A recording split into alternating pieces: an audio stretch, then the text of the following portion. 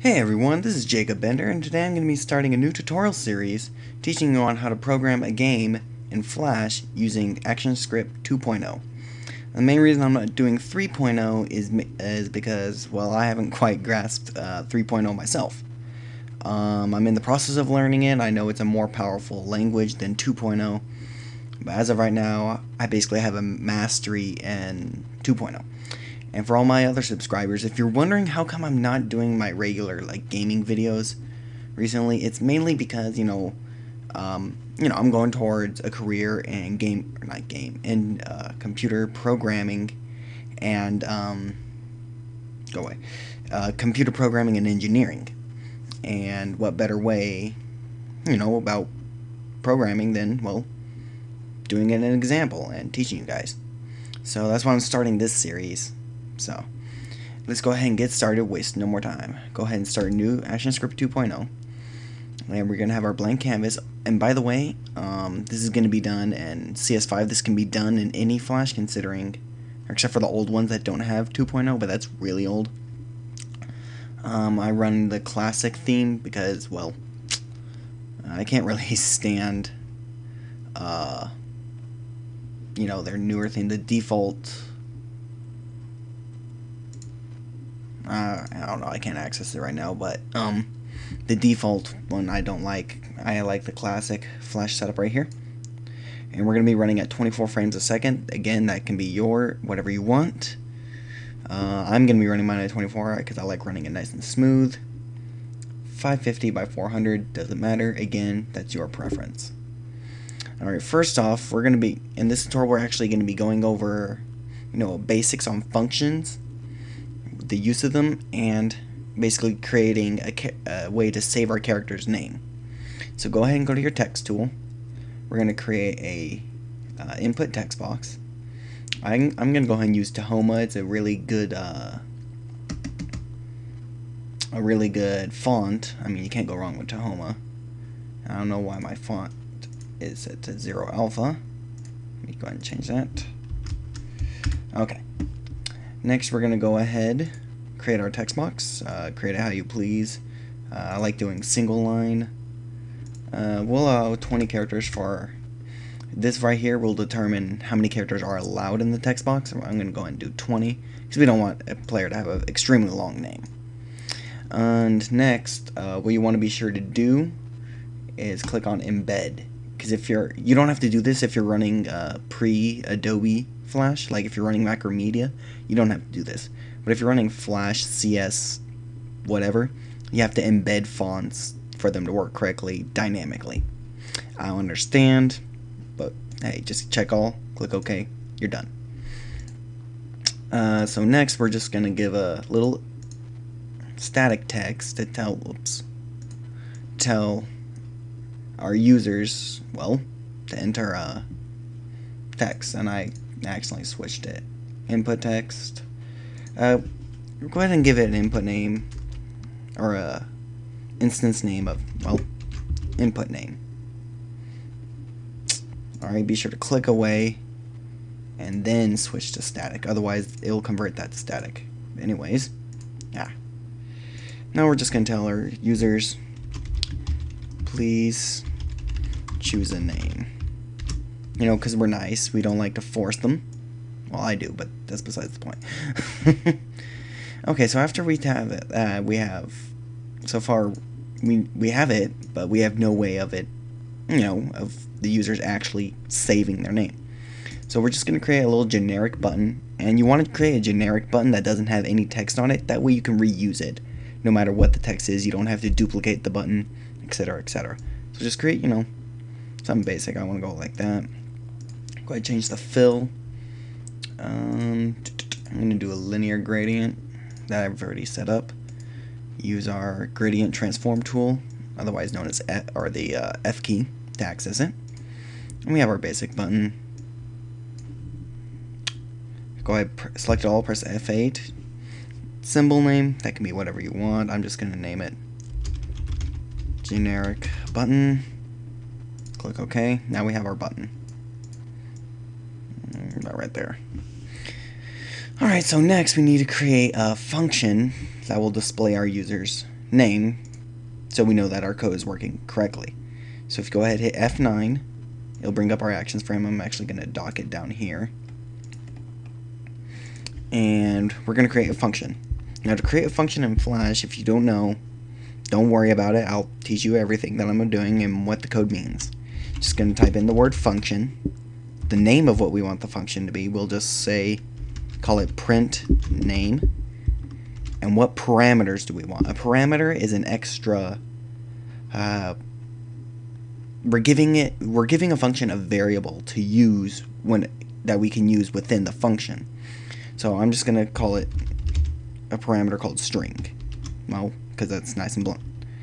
Go ahead, open curly bracket, just press enter, it'll automatically put the closing. Now what we do is now we can use this string name right here in this function, and when we call this function, it will use whatever we put in here and here. So what we want to do is, well, we want to print a name, and in Flash that is called trace. Go ahead, so type in trace, type in our variable string. You don't have to, a lot of times with Flash functions, you don't have to input this semicolon. I like to, because, you know, it's good programming etiquette, but it is not required. So basically, to go over what we did, we created a function, we called it print name. It has one parameter called string, and then and when this function is called, it calls the trace, and it traces our string. So now, next we go to our button, type in on release. Now we can call that function print name. And what do we want to print? Well, let's see. We call this box input name. So we're going to go ahead and put, well, input name. But since that's the name of the instance, we have to do .text, because that will refer to the text portion of the text box. If we wanted to do it just purely by typing its name, we'd have to give it a variable down here. Those tend to get a little tricky. I tend to keep variables for like numbers, not names. With text, I use just the instance.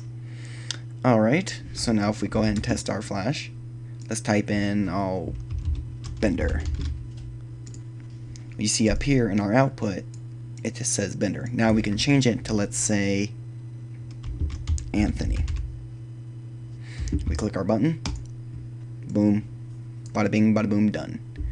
Now, all we've done is basically created a function that just tells us what we chose. It doesn't actually save it. And I don't mean like actually save to the computer, but in a variable. We don't have it saved in a variable. And if you don't know what a variable is basically a word or letter used to represent either a number or text. That's probably the easiest way to put it. So what we're going to do now is we're actually going to take out trace, and we're actually going to give it a variable to save. So we'll create a variable called _global dot, we'll do player name. And again, that variable can be whatever you want. You don't have to do it. We're going to, oh, not that. You're going to type in _global dot player name equals string. Now this sets, now we just now created this variable. So unlike other programming languages, this isn't object-oriented, so we don't have to create it first. I guess this could be viewed as creating it, but we can also set it to equal something right then and there. And so now, if we go over to our button, actually let's go ahead and change the name. Instead of print name, we'll change it to save name. Get rid of that extra space. So now we go to our button, we change this to save name, and we pass in the variable input name.text. So if we go ahead and run it, let's type in Bender, click our button, well, nothing happens. Well, that's because we didn't tell it to trace, so there's no actual way of us, there's no actual way of us telling whether or not it saved it. And a way to do that is, now since this saves whatever we put in here as underscore global.player name, we should now trace it to double check, make sure it works. So trace underscore global dot player name. So now if we test it, type in our name, hit the button, boom. And the main reason we did this extra step just to do the same thing is because that now we can use that underscore global dot player name anytime we want. For instance, if you have a special text box you want the player's name to appear in, you would just have to type in underscore global dot player name, and boom, it gets it for us. So that's the basics of starting our game. We have to cover up what we did. We created an input text box. We embedded the text. That way dynamic text can appear in it. We created a function in our first frame. I know it's not good etiquette to create it directly in a frame. Normally you want to keep it in an actions layer, but we'll work on that later. We created a function called saveName with the parameter of string, and then what we do is we assign that string to the global variable player name. And if you couldn't already tell, this is going to end up being an RPG game. Even if you're not working to go make an RPG game, a lot of the stuff I will be using is, programming etiquette, stuff like that, some good tips. So yeah, this has been Jacob Bender. Thanks for watching, and I'll see you guys in my next tutorial.